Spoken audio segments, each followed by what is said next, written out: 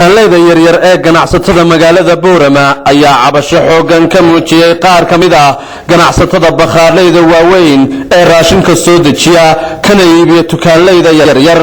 Cabashadan ay cabanayaan ganacsatada yaryar ee tukaanleyda ah ayaa waxay tahay in ganacsatada bakhaarleyda waaweyn ay u soo dhigteen waxyaabihii yaryara ee ay iibinayeen tukaanleydu, kuwaas oo ay ka mid tahay raashinka yaryar ee haafkiis ah oo ay hadda iibiyaan bakhaarleyda waaweyn. Haddaba guddida tukaanleyda yaryar ee magaalada Boorama ayaa maanta waxay dareen cabasho leh ay u soo bandhigeen saxaafadda, waxaana ay sheegeen inay mudaharaad salmi ah ay ku baaqayaan haddii ay ganacsatadani ay joojin waayaan, waxaana ay fariin u direen culimaadudiinka, ganacsatada, maamulka heer gobol iyo xukuumadda Somaliland, gaar ahaan wasaaradda ganacsiga Somaliland.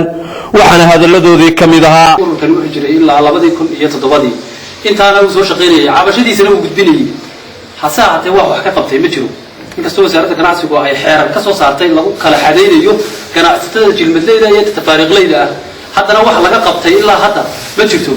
marka waxaan u soo jeedinaynaa dawladda, culimaadudiinka, waxgaradka, bakhaarleyda iyo wasaaradda ganacsiga ee khuseysaba in arrinta wax laga qabto.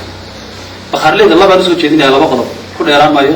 labada qodob waxa weeye in ay tukaanley noqdaan iyo in bakhaarley noqdaan in oo kala sheegaan labada nooc cadeeyaan yaan rabnaa inaan soo jeedino.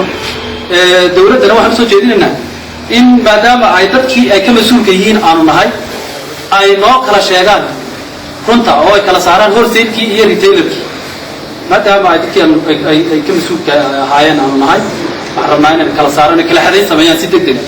haddii arrintaasi ay dhici weydo waa midaalano waxaanu diyaarin doonaa mudaharaad silmiya oo ka dhaca gobolka Awdal oo lagu wada xidho meheradaha haddii la yidhaahdo iyagoo si qalad ma garanaysa wuxuu iibinaya oo tafaariiq la sameeyey ayaan ka cabanayna. assalaamu calaykum. meeshan waxaa ku nool horta Boorama qolka la eego 5 jixaas ama 6 jixaas oo kalluunkii yaryar kuli lahaa u diiday balbaan kuwaasoo dhowrka naga jooga waxaan tahriibta sababayna ay tahay kuwaas.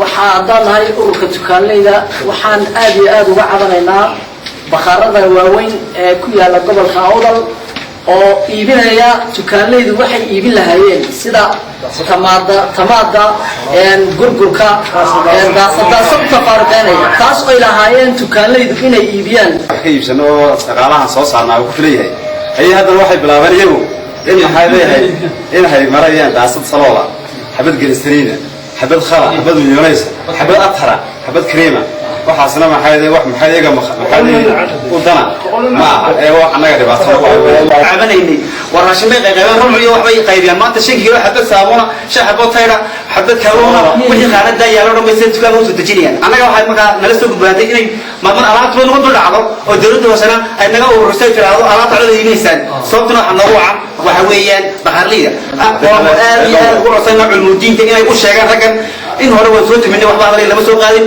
حتى تدعي له وحنا صبينا مظاهرات قبل قول جيجيا أو مهرب نحل فلاني أيام قوان سمي لمثل لا حتى أنا يقول كتبالية والسلام عليكم.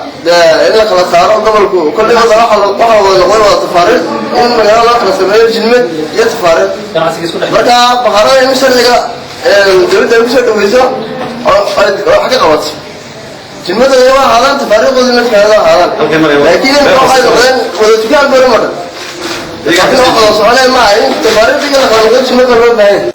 waa markii ugu horeysay ganacsatada yaryar ee tukaanleydu ay ku baaqeen mudaharaad salmi ah. shadan xoogan ay ka soo yeertay ayaa waxa looga fadhiyaa cidda ay khusayso sidii ay uga jawaabi lahaayeen. Axmed Ciltire, shabakada wararka ee Togdheer, magaalada Boorama.